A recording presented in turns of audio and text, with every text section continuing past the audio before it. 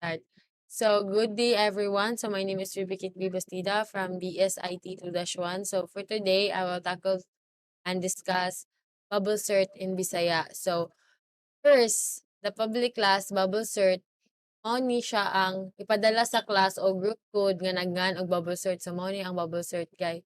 So, second is the public static void main string. So, ang public static void main string, guys, kini ang method o function nga igamit aron simulan or sugdan nato ang pagdagan sa program. So next, the int. Ang int guys is initialization o sa usa ka array nga naay mga numero like kani guys 64, 34, 25, 12, 22, 11 and 90. So next is the system out that print. So mao ni siya ang maghatag og mensahe nga original array. So next is the print array. So, ang print array is tawgo na siya og method nga print array aron i-print ang laman sa array. So, ang sud aning array guys, tawgo nimo siya para ma-print siya. So, next is the bubble cert function.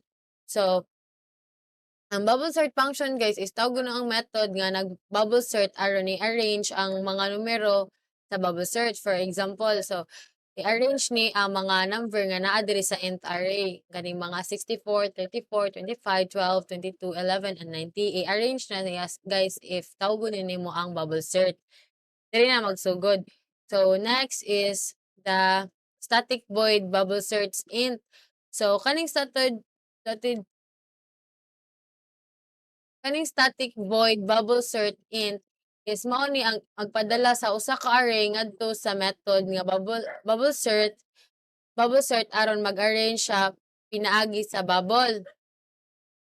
So next ang int array length. So ang int array length kuhaon ang kinadak-an sa array. So ang kani mo ni siyang mag-arrange, di ba? Arrange naman ta sa bubble sort guys. So, ang kaning int is kuhaon niya ang pinakadako para ma-arrange niya og sugod. Then the next is the for int. Dayon, kani siya is gamiton ang loop aron ma-iterate ang mga element sa array. Then next ang for gihapon for int man siya guys, for int.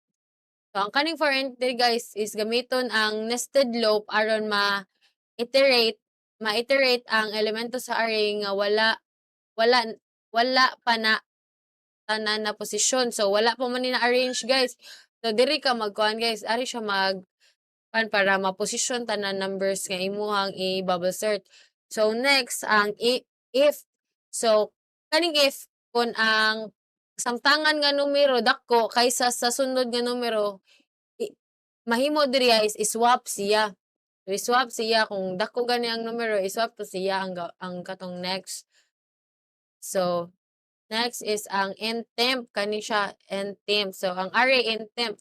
So, i-save ang kasamtangang numero og usa ka temporaryong variable. So, i-save na nimo diha siya guys sa code. Next is the array kani siya.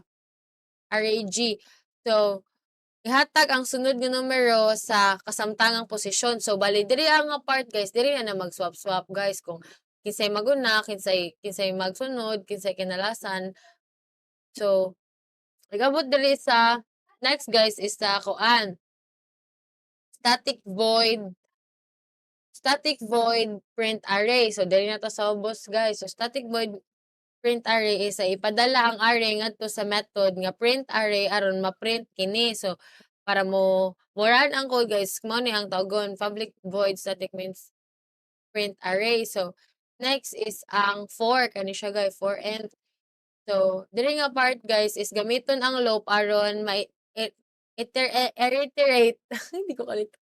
Ma-reiterate ang mga element sa array. Next is the system out.print. Mo ni siya guys. System out.print.